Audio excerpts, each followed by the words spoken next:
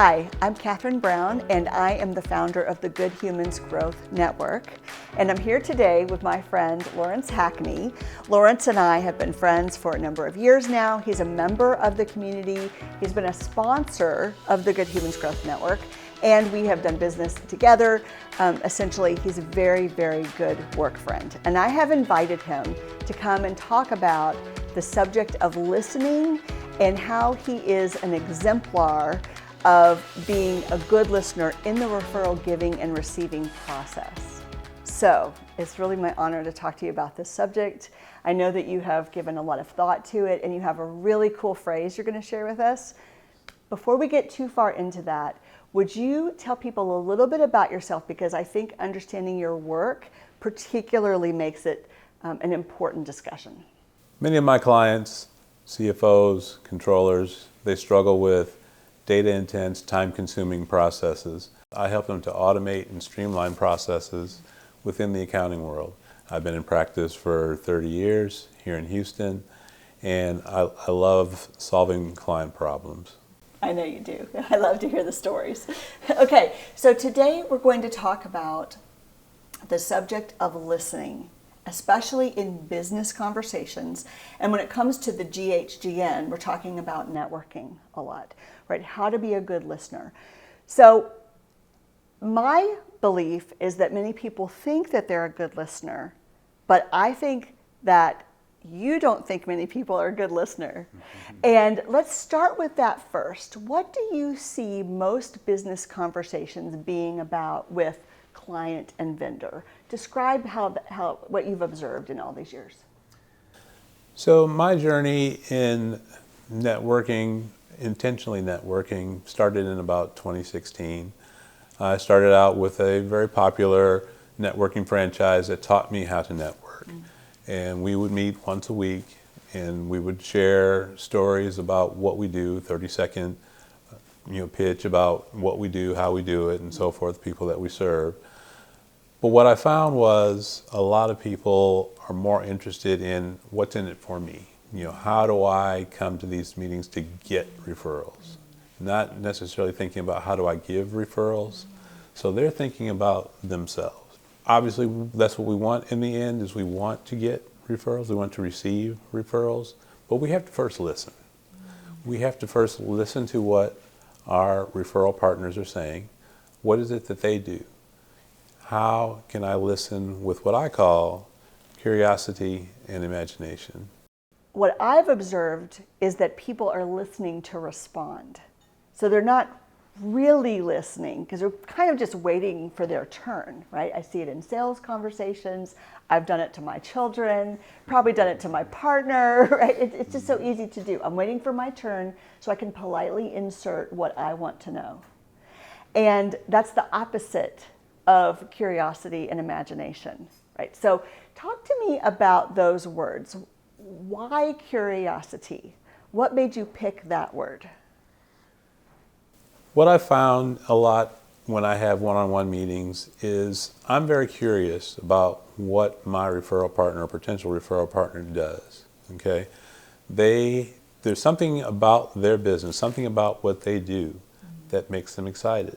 Why is that? I know what it is about what I do that makes me excited. Like I said, I love to help solve client problems. When someone comes to me with a problem and they say, Lawrence, you delivered a solution to me, that is what excites me.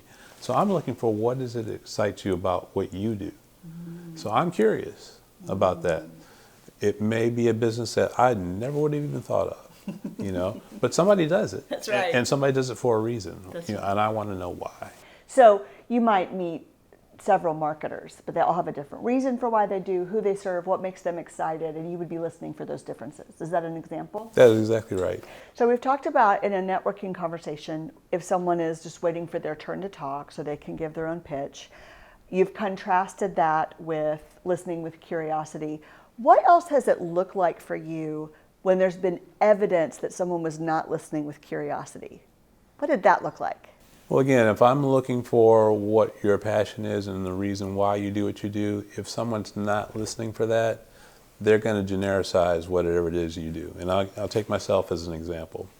So I am a CPA, and I do a lot of work with controllers and CFOs, but I do not do tax work. I do not do bookkeeping. I've had situations where I've had one-on-ones with people and we've spent plenty of time with each other. And at the end of the conversation, they say, well, I'll think of you next time I find someone that needs someone to do their taxes. It's like, I've never said that that's what I do. What part of that did you not hear? Right? Exactly. Right. Mm-hmm. But So they clearly were not curious. I just went to a training and they talked about different kinds of listening. And one of the listening that they described, the aspirational listening, the one we want, they call be with. Be with. Isn't that lovely? I really like that. To be with. If you were really being with, you wouldn't be waiting for your turn. You would be just being. That's correct. And hopefully curious. I like that. I like that a lot. Isn't that lovely? Yes. Yeah. Okay, so imagination. Why the second word, imagination? What does that mean to you? Well, imagination, where that comes in is a lot of times we may have situations where we have a referral partner or potential referral partner that does what we believe they do, and we've gotten to know a little bit about them and understand what makes them tick and what their passion is. But there may be some very interesting offshoot of what they do that you heard or may have inferred in what they said that makes you think of somebody that's not in their normal, centers of influence. Okay? How can I imagine a way that within my network there's someone that you may want to know that you may not have even thought about, or some type of other service that you may not have thought about? I had a friend of mine that is a branding expert. And we had gotten to talking about how they rebrand companies, they come in and they do certain things to help that company brand. But then I also found someone that does customer satisfaction surveys. And it took me a little bit to kind of put the two together, but I was like, would it make sense for me to introduce you to someone that does customer satisfaction surveys in your branding business? And they thought about it for a second and says, I hadn't really thought about that as a good center of influence for me, but yes, I would love that introduction. But that was where the imagination kind of came from, is how do I take two people that may not be normal centers of influence and introduce them to each other. And isn't it interesting that we want to be sticky to our clients and we want to think of how we can get more work with them. And the irony of all of this is that we're saying if you listen with curiosity and imagination because you deeply care about them, you actually will bring in other people, you will become a more holistic solution, and this is part of what we mean as being a good human, right? That our aspirational identity is that we're generous, we're caring about others, we are advocating for others who can also serve our client, but it makes you a valuable resource too, right? The ironic thing is when you give like this, it's the ultimate compliment when they call and say, I knew you'd know someone. That is exactly right. Again, my favorite thing is being able to provide a solution for my client. And if it's a solution that I provide, that's one thing. If it's a solution that I can help them to find through my network, that's very satisfying to me as well. I know that is. And that's why your commitment to that is an inspiration to the people that are around you.